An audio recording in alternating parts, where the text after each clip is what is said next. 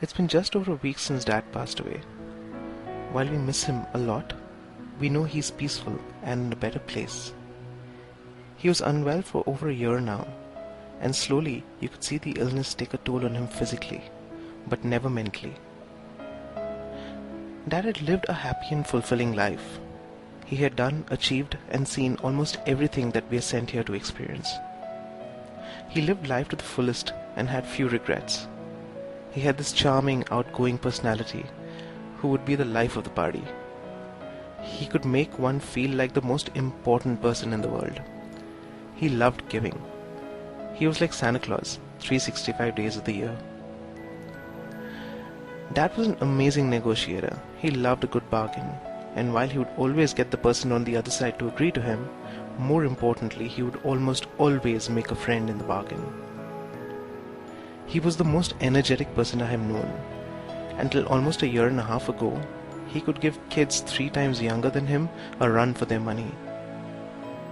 We'd come back after a whole day of being out and just plonk ourselves on the sofa. But he would still be on his feet, ensuring that he got each person anything that they wanted to eat or drink. He was a perfect host. When we were informed of the illness in April 2015, he was put on this very strict diet, many restrictions, and a whole bunch of medicines. But he never let that affect his attitude. He didn't fuss or complain. He wondered about it for a bit, accepted it extremely well, stuck with the restrictions that were set on him, and moved on. Health-wise, he was doing very well for quite a few months, all thanks to his willpower. It was on August 3rd, 2015, exactly a year before he passed, that he was admitted in the hospital for the first time. While going through some of the documents recently, it was really uncanny when I tripped on a hospital card that was issued when he was admitted. It had an expiry date of 4th August 2016, the day of his passing. It was as if all this was planned to perfection. This hospital visit was to be the first of many monthly visits to keep him comfortable. He was in physical pain on many occasions during this time, but not once did he complain. He just smiled and made jokes. The doctors had told us that due to the multiple health conditions, we were simply working on keeping him comfortable. What this did is it made sure that most of the time we spent together, we had one focus in mind: making sure that he's comfortable, happy, and does what he wants to, what he likes to.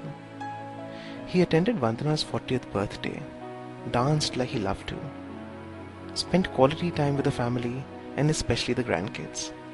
Bhavya, Rachit and Myra were lucky to have seen and spent time with their Nanu, her Dadu. He spoiled them rotten, and I am so happy for that. They will always have fond memories of him, just as I will. At the end of December 2015, we had a long and a bit of a nightmarish stay at the hospital.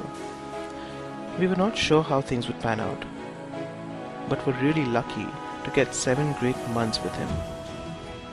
It started off with a fun New Year's Eve at the hospital, where the entire family brought in the New Year's together. So what if Dad was in the hospital? He was getting better, and we were determined not to miss a single moment to celebrate our time together. A lot of our family and friends got the opportunity to come and meet him and spend time with him and say their goodbyes. Not knowingly, of course. He enjoyed and looked forward to everyone who came to meet him. In these last months, Dad really wanted to take a vacation and would speak about it often. We knew that traveling anywhere far might not be a possibility. He'd been tiring very easily.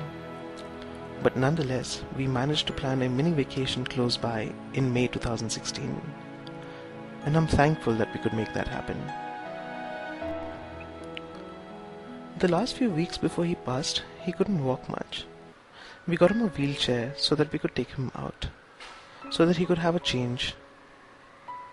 He used to love going to the mall, and the last weekend we visited his favorite one. He visited the arcade, met a bunch of folks who knew and adored him, played the games he enjoyed, and won a lot of tickets. He ate some of his favorite foods and ice cream. I believe he truly enjoyed himself. He came back home with a smile. The same evening, he struck a deal with someone to sell off his car. Another thing he'd been wanting to do since he could no longer drive. The buyer came, the papers were signed, and the army green esteem that we always associated with Dad was gone.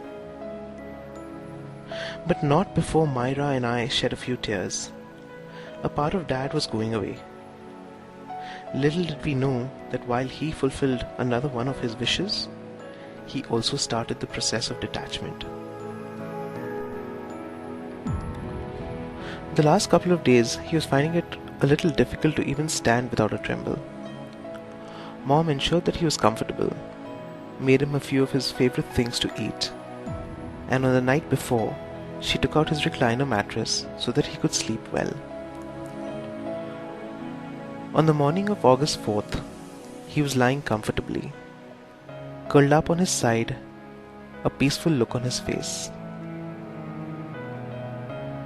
We like to believe he went peacefully, satisfied with his life, no wishes unfulfilled, no regrets. He had this aura while he lived, and with the same aura and glow on his face, he passed.